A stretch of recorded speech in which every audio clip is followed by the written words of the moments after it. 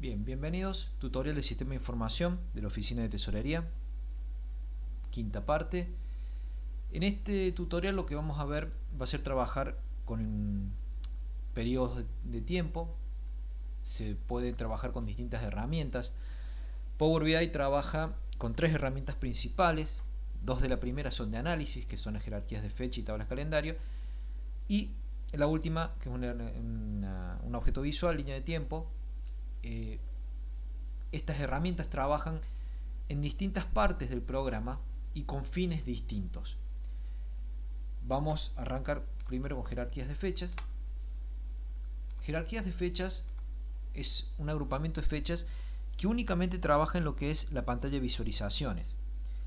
El objetivo de jerarquía de fechas es que el usuario final, recuerden que esto el usuario lo va a ver en el navegador, puede interactuar en esta jerarquía de fechas y modelar los datos de acuerdo a su necesidad. Sirven, bueno, como les decía, únicamente la pantalla de visualizaciones. Se pueden exportar reportes, se pueden establecer filtros. La ventaja principal de ellos es que, de la jerarquía de fechas, es que permite ahorrar peso en el modelo de datos. Particularmente son útiles en bases muy grandes, son muy rápidas, se crean muy rápidamente, prácticamente uno no se da cuenta, y no aparecen, o esta es la mayor desventaja que tienen, no aparecen para crear relaciones entre distintas tablas. Vamos a verlo con un ejemplo. Yo tomé el archivo del video anterior, reporte de vengado. Si en ese archivo, recuerdan, bueno, teníamos distintas tablas, habíamos hecho combinaciones, habíamos establecido medidas, y lo que hice fue tomar el archivo que habíamos importado originalmente, reporte de vengado. Lo que hice fue establecer un agrupamiento por fecha. El proveedor selecciona EPEC y el monto que se pagó para cada una de esas fechas. Por las dudas, para repasar cómo se hace un agrupamiento, muy sencillo. Se hace un clic acá en agrupar por. Bueno, yo entré por la ruedita, esa columna agrupar por, se hace clic en uso avanzado y se dice bien, que tome la fecha de pago como primer criterio de agrupamiento, después proveedor, después descripción del ítem, pero ya con fecha de pago es suficiente.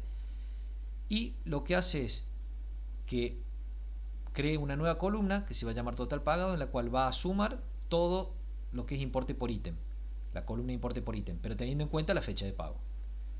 De esa forma tengo datos únicos, no tengo datos duplicados. Bien, cerramos y aplicamos. Estamos en la pantalla y acá tenemos reporte de vengado con fechas de EPEC, que es el archivo, la tabla que les mostré recién. Ahora observen lo que pasa. Cuando uno despliega el menú de las columnas, acá aparecen todas las cuatro columnas que veíamos recién, pero observen que agregó un almanaque acá. Ese almanaque que agregó significa que Power BI detectó que esa columna puede tener una jerarquía de fechas. ¿Y cómo es una jerarquía de fechas? Es decir, las fechas pueden estar estructuradas por año, trimestre, mes y día.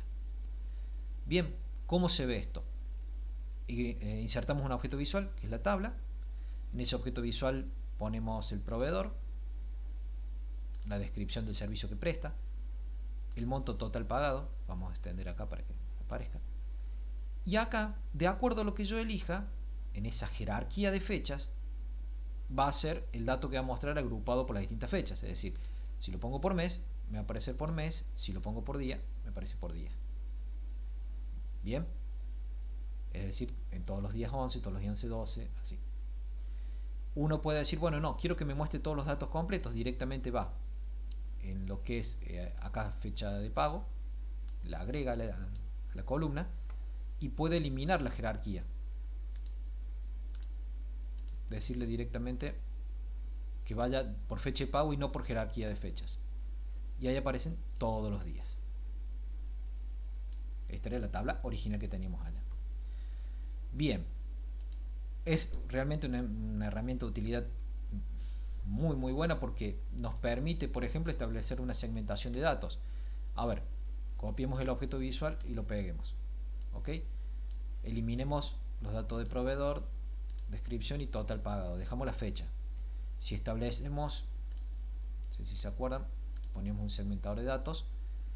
Ya como tomo valores numéricos, me estableció este segmentador de barra, donde yo le pongo que me traiga todos los pagos del 1 de enero del mes de enero.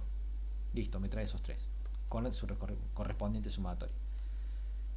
Con esto me refería cuando mencionaba que son muy rápidas. Vieron que uno no hizo ninguna operación, ya aparecieron. Permite establecer un segmentador de datos que el usuario final en su navegador va a poder utilizar de la misma forma que estamos trabajando nosotros ahora. Lo puede hacer de modo lista. Entonces selecciona por la fecha. Y bueno, lo mismo con el mes y en fin. Bien. Ahora, ¿cuál es el problema de esto? Esto sirve para esta pantalla, como les mencionaba, de visualizaciones, pero no sirve para establecer relaciones entre tablas. Esa jerarquía de fechas no aparece acá en la visualización de relaciones de tabla. Están todas las tablas que teníamos en los ejercicios anteriores, esta es la tabla de EPEC, pero no aparece nada que nos permita hacer una relación entre tablas. Por lo tanto, ¿cómo se efectúa eso? Para que eso aparezca y permita hacer análisis mucho más elaborados, más profundos, se utiliza lo que es la tabla calendario. Vamos a ver la tabla calendario. Es una tabla de búsqueda, permite hacer categorizaciones de fecha y hace que la jerarquía de fechas, que tal como vimos no es relacionable, pueda hacerlo. Siempre obviamente recomendable que tenga valores únicos, y las características es que aparecen en vista de datos y relaciones, no como jerarquía de fechas que vieron que no aparecía. Conocer esto es imprescindible para realizar análisis de periodos. Es más adaptable a las preferencias del usuario, no es tan automática porque nosotros no modificamos nada en lo que fueron jerarquía de fechas, y lo que hace es tomar la menor fecha de nuestra tabla y la completa hasta el 31 de diciembre del último año detectado en la misma tabla. Tiene la ventaja que automáticamente no genera duplicados. El problema que tiene es que cuando utilizamos en base de datos muy grande le agrega peso, y tiene dos funciones básicas, calendario y las opciones IntelliSense, que las opciones IntelliSense son Excel también las tiene, son opciones que despliegan un menú y que nos ayuda a hacer más rápido la fórmula. Son muy sencillas las fórmulas, ahora las vamos a ver y vamos al ejemplo. Bien, como dijimos, nosotros acá teníamos las 5 tablas que habíamos creado, más reporte de fechas de EPEC, esta que era la nuevita que creamos ahora. Entonces, para armar una tabla calendario, vamos a ir a la visualización de datos. En la visualización de datos, vamos a modelado y decimos que queremos hacer una nueva tabla. Nos pregunta la tabla, le ponemos el nombre calendario. La columna que nos trae por defecto de esa tabla, le vamos a cambiar el nombre. Ponemos date. Y nosotros queremos crear esa lista, ese listado de fechas para después poder interactuar, ver qué fecha fue un tal pago, pero queremos una tabla con ese listado de fechas. La fórmula más sencilla es calendar auto. Ahí estaban las funciones IntelliSense, ¿vio? Cuando las desplegaron. Y acá le pongo calendar auto, no le pongo ningún argumento, y lo que hace es leer de la tabla cuál es la fecha menor correspondiente a ese año y cuál es la fecha mayor. Y las completa para no dejar espacios valores nulos de fecha. Por eso ahí sale el 31 del 12. Bien. Ahora yo lo que quiero es efectuar un agrupamiento de esto. Acá voy a hacer dos ejemplos simples, o tres ejemplos simples, pero las funciones para tablas calendarios son muchísimas, por eso que excede un poco la intención de este video, simplemente mostrar cómo funciona nada más. Para crear una columna acá al costado, que agrupe o que ponga el mes a que corresponde, es sencillo, en la columna ponemos el nombre mes, y acá ponemos month,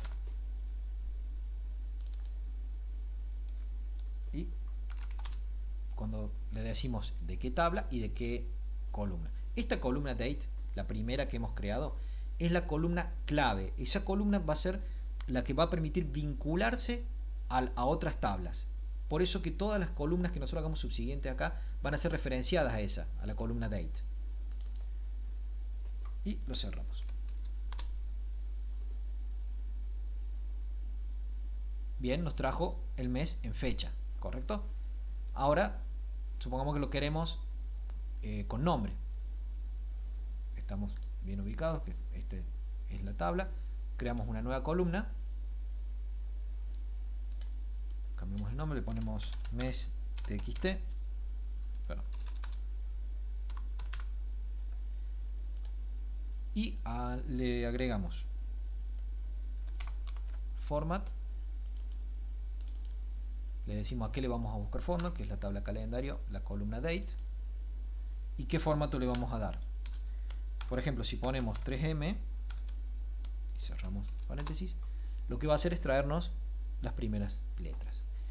En la fórmula, si le agregan el cuarto carácter del mes, le trae todo el mes completo. Lo mismo, bueno, después pasa con el año, en fin.